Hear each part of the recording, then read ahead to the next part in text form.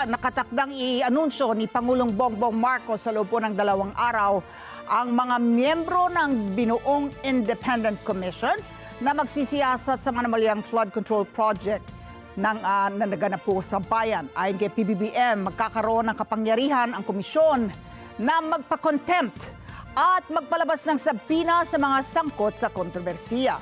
Eden Santos sa balitang yan.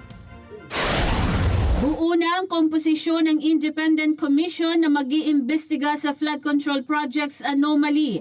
Sa kapihan sa media sa Cambodia ay sinabi ni Pangulong Ferdinand Marcos Jr. na iaanunsyo niya sa susunod na 48 oras ang mga bubuo sa komisyon. Ilalabas din anya ang executive order para sa itatatag na komisyon. Kabilang sa ibibigay na kapangyarihan ng Pangulo sa Independent Commission ang contempt at subpoena powers.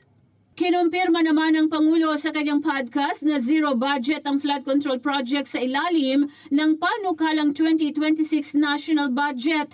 Sa harap na rin ito ng mga nangyaring anomalya sa mga proyekto sa 2025 national budget.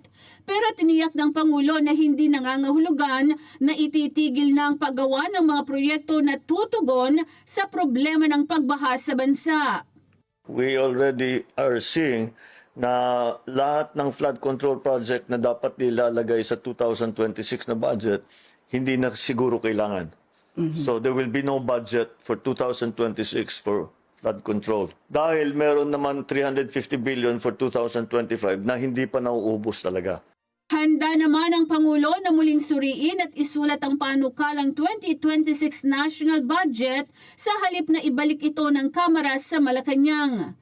Ang Pangulo kasama si First Lady Liza Araneta Marcos at ilang miyembro ng gabinete ay nakauwi na sa bansa mula sa 3 araw na state visit sa Cambodia. Eden Santos para sa Mata ng Agila. Matata, matapa, matapat.